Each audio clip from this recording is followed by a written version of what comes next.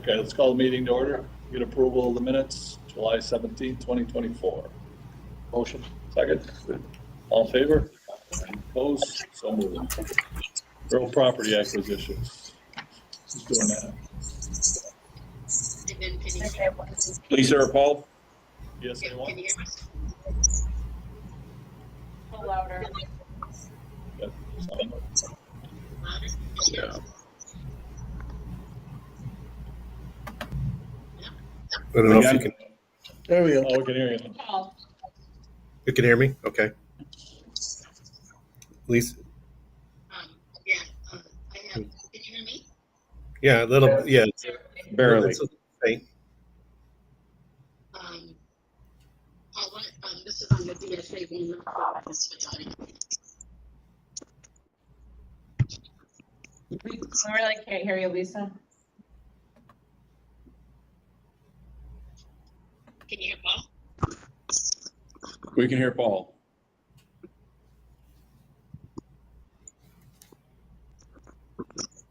Yeah, I just don't think I have my Okay. video. There That's we go. better. There That's you better? go. Okay. Okay. So real property updates. If I share my screen, well, I guess I don't need to share my screen. You all have handouts of a resolution from this one. You have two resolutions in front of you. This one's entitled Amendment to the Agreement of the Purchase and Sale, RE Feasibility Period Extension. Yes. You have that? So the purchaser of the DSA 1 parcel reached out to Bob and Melanie, who are unable to be here with us today. And they're wanting, they had a 120-day feasibility period to do due diligence on the property. That is due to expire on October 4th of 2024. And they reached out and asked if they could have a 90-day extension to January 4th, 2024.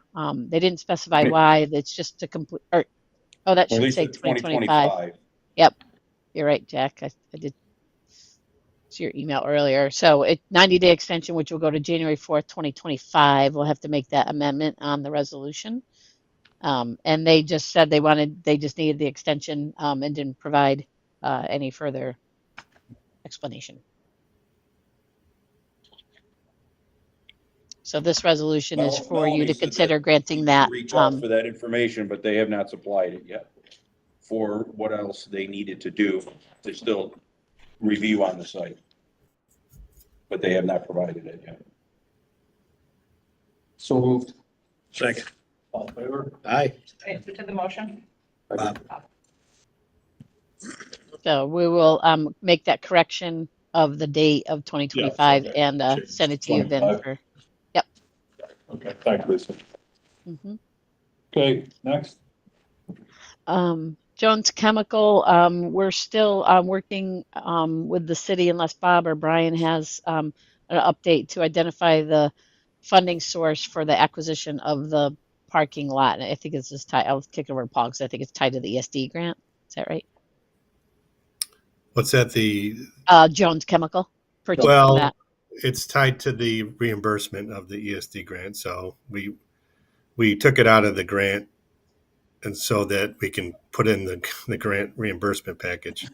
And then when the reimbursement comes in, then the LDC would have dollars to purchase the property. Any update on that, Paul? Yeah, we've heard from a couple times. I thought we would have the GDA by now. They said it was coming any day to us. So that was a couple weeks ago. So we've started to assemble the reimbursement package. So as soon as the GDA comes in and Bob reviews it and you sign it, the next day we'll send in the reimbursement package. Okay, what time frame do you think?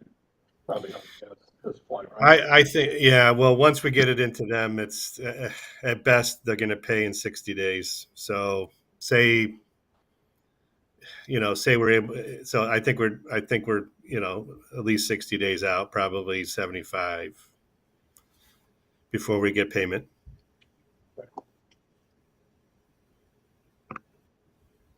And once we get that, once we get those dates down, then Melanie just needs to plug those into the agreement with Jones Chemical and they'll sign it. So those are the missing blanks on the purchase sale agreement for Jones Chemical. So we're just waiting on the dates.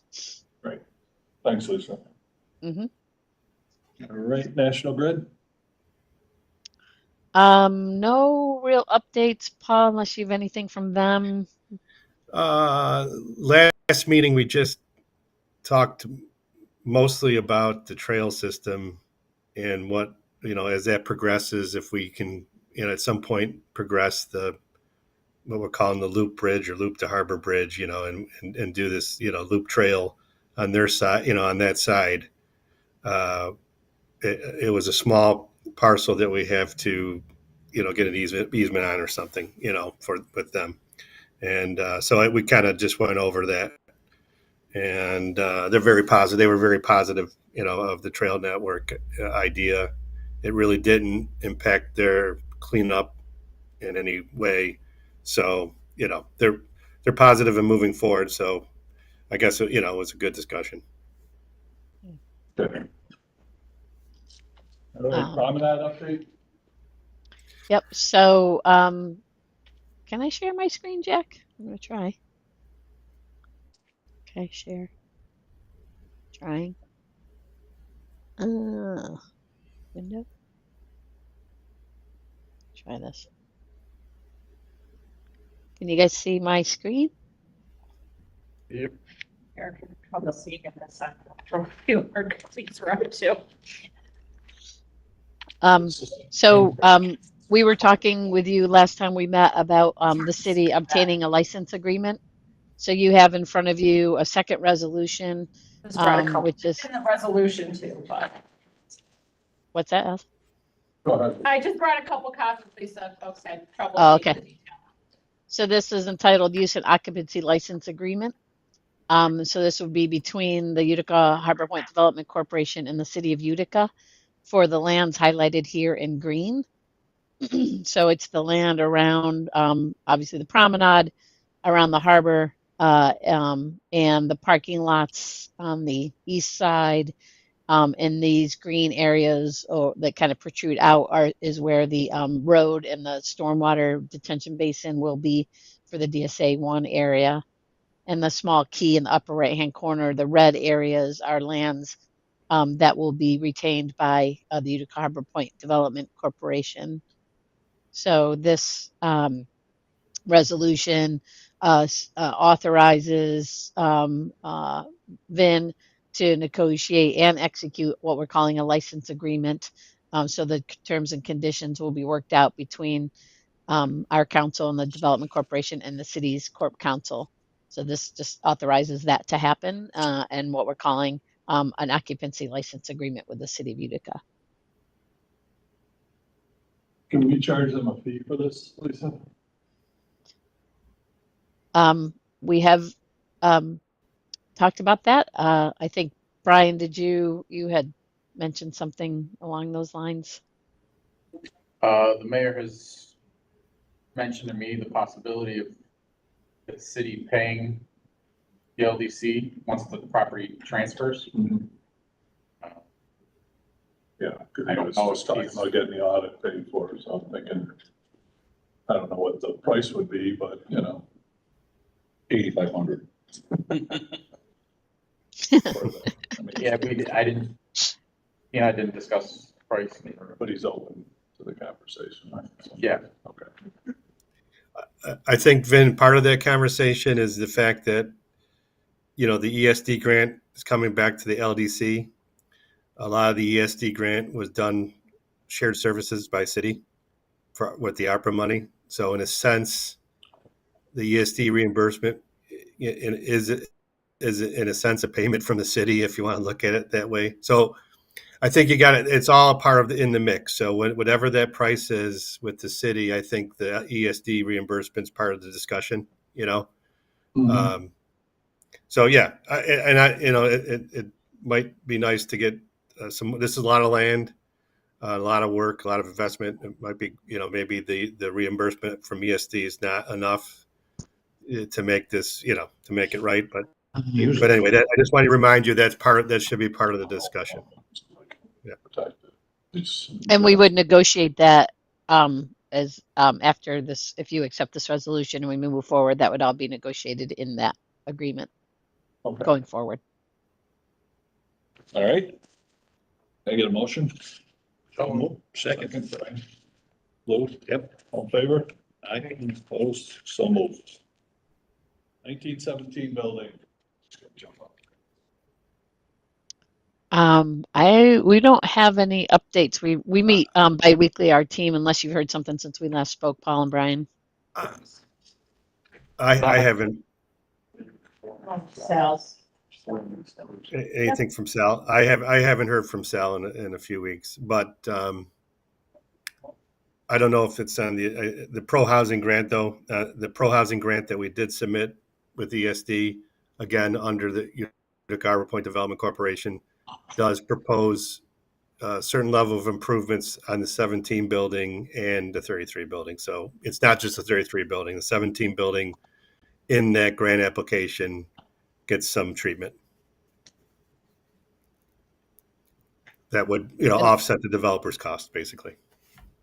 And that's so the items 1970 building and Mohawk Valley Garden are kind of hand in glove right now with little VI, ESD and Canal Corp grants. So is it just a reminder, a grant was submitted in July of this year, pro housing grant to help offset the cost of the redevelopment of these buildings at the harbor. And we won't know if they're selected until probably usually December is when the grants are announced. So we're just waiting to see if we're selected and awarded these dollars.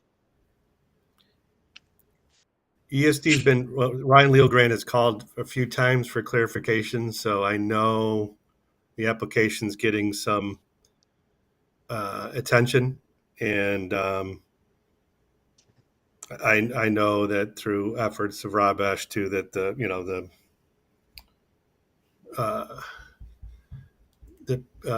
governor's office has been has looked at this application as well, so it's getting a lot of attention. So hopefully it moves forward. So I agree with you. We've had conversations with ESD. This program is well oversubscribed. There's only there's $40 million statewide, so there's 4 different regions, so it's $10 million for our region. There are 23 applicants for our region. Oh, geez. So don't get your hopes up too high. Bob, are you on the committee? No, but On the winning side of one of them. I'm an applicant as well, so. Okay, your competition. So is Alicia, so smile there.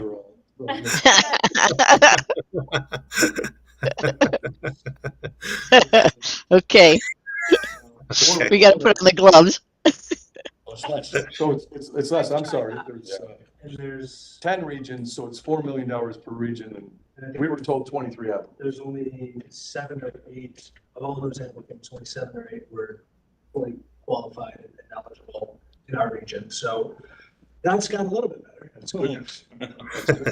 If you're one of the 7 or 8. Right. That's great. What was that, Tim? There's 7 or 8 that qualified out of the submissions? That met all the eligibility criteria. Yeah. Okay. Is that list public in terms of who qualifies? We're trying to keep that away from you. Why? You have a good day. I'd rather take my dose of good or bad news earlier than later. No, I think that just came through anecdotally through the recent on the RATC meetings. So I don't think that list is out there. Gotcha. Right. Okay. Curious. He's curious. I didn't have anything else on Mohawk Valley Garden. Did you, Paul? Other than that grant discussion? No, other than, coordinated with them as well, coordinated again with Sal's architect, coordinated with architect involved with MVG when we put the pro housing application together. So that, we did communicate during that period quite a bit. And you know what, Paul, I skipped just a general update for the promenade. Did you want to provide any updates to the LDC just in general on the construction?